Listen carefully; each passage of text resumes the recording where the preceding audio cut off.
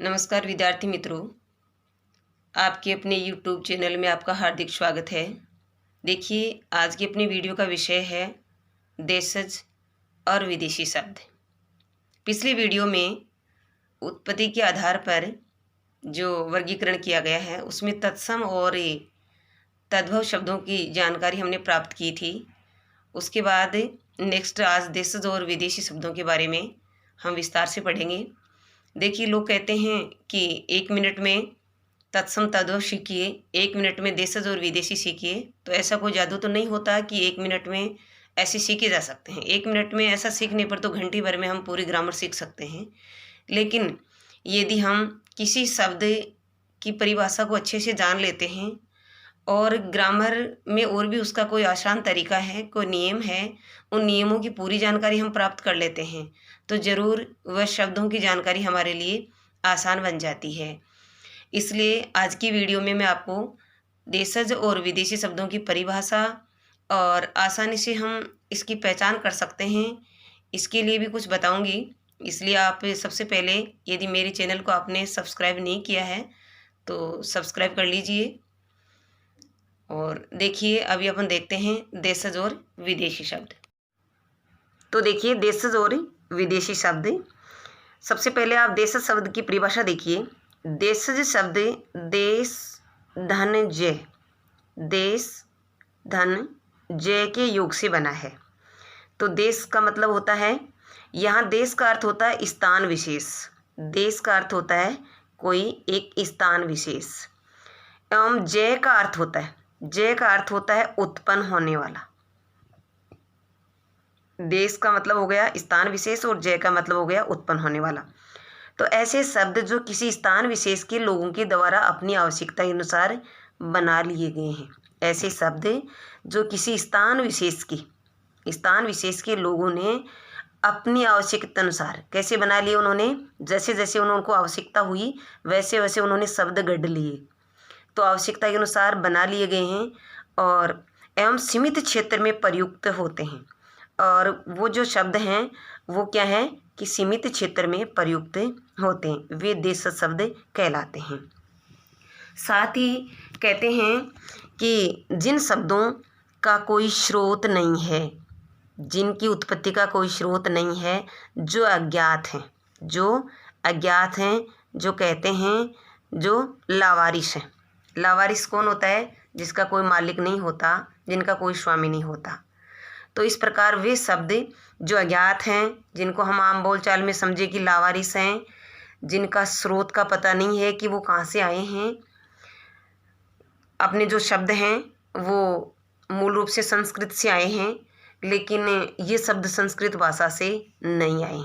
ये शब्द संस्कृत भाषा से न आकर के किसी स्थान विशेष के लोगों ने अपनी आवश्यकता के अनुसार, अपने मुख्य सुविधा के अनुसार कि बोलने में आसानी हो, बोलने में सुविधाजनक हो, उस प्रकार उन्होंने गढ़ लिए हैं, बना लिए हैं और आम बोलचाल में उनको प्रयुक्त करने लगे। और आम बोलचाल में उनको प्रयुक्त करने लगे तो भाषा में उनका प्रयोग होने लग गया, और भाषा में उनका प्रयोग होने लग गया तो उन शब्दों को क्या कहने लगे? देशज शब्द कहने लगे। ठीक है। अब आप देखिए कि देशज शब्द भी दो प्रकार के होते हैं। देशज शब्द भी दो प्रकार के होते हैं। एक होते हैं अनुकरणवाचक देशज शब्द, दो प्रकार के, एक तो अनुकरणवाचक देशज शब्द और एक अनुकरण रहित देशज शब्द। अब आप देखिए अनुकरणवाचक कौन से होते हैं? कल कल, खटखटाना, हिन हिनाना। अब अनुकरण का मतलब होता है किसी चीज़ का अनुकरण करना। अनुकरण का मतलब होता है किसी चीज़ का अनुकरण करना।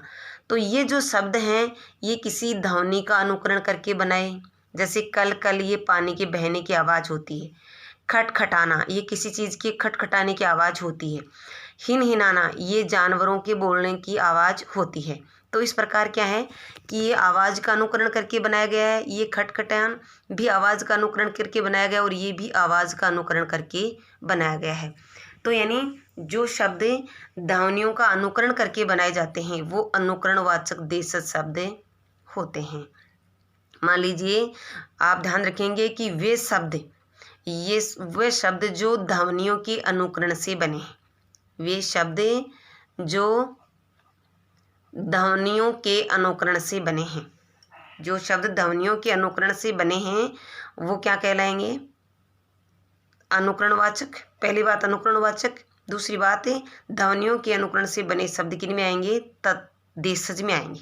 किन में आएंगे? वो देशज में आएंगे। दूसरा अनुकरण रहित।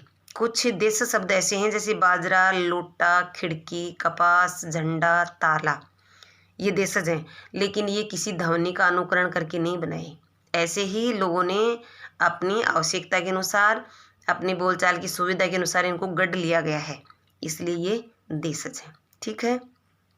इसके बाद आप देखिए विदेशी या विदेशज। वही विदेशी होते हैं और वही विदेशज होते हैं। तो जैसा कि नाम से पता चलता है कि जो शब्द विदेशी हैं, मतलब विदेशी भाषाओं से लिए गए हैं, जो शब्द विदेशी भाषाओं से लिए गए हैं वो क्या कहलाएंगे?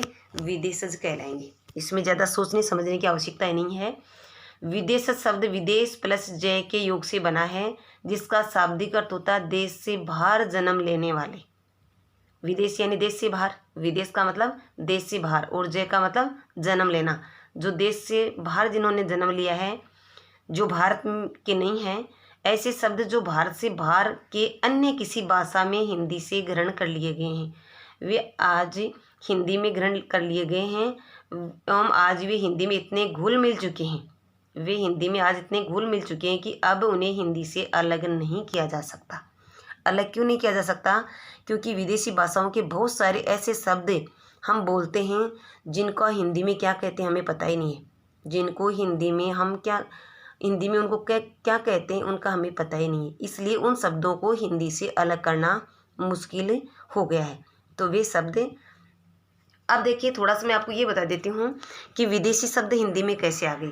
क्योंकि हमारे देश पर विदेशों ने शासन किया है, जैसे हुनों ने, पुर्तगालियों ने, तुर्कों ने, अंग्रेज़ों ने, अरबों ने, इन सब ने हमारे देश पर शासन किया है। तो हमारे देश पर उन्होंने शासन किया तो उनकी बोलचाल की जो भाषा थी, वहाँ की जो भाषा से उनके शब्दों से हम प्रभावित हुए और हम उनको आम बोलचाल में काम में लेने लग गए। और जैसे ही हम विदेशी भाषाओं के शब्द आम बोलचाल में काम लेने के कारण हमारी भाषा में उनका प्रयोग होने लग गया। अब देखिए आप कि कौन सी भाषाओं से कौन से शब्द हैं, जो शब्द तो खूब हैं लेकिन कुछ शब्द मैं आपको यहाँ बताऊँगी, अपन चर्चा करेंगे कि ये शब्द हम काम में लेते हैं जो विदेशी शब्द हैं। जैसे अंग्रेजी में स्कूल।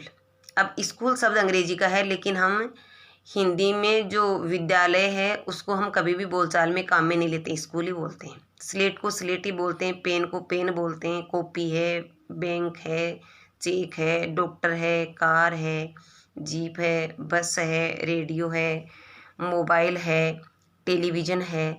यानी इन शब्दों को हम इसी रूप में इस्तेमाल करते हैं। अब इनको हिंदी में क्या कहते हैं हमें पता तक नहीं है, इसलिए भाषा से इनको अलग करना मुश्किल है।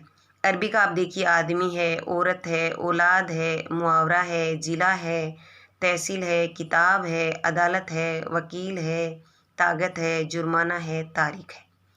अब इन शब्दों को हम इसी रूप में बोलचाल में लेते हैं। अब हिंदी में इनका क्या कहते हैं, हिंदी में इनके लिए कौन से शब्द हैं उनका हमें पता तक नहीं, इसलिए इनको भी अलग करना मुश्किल है।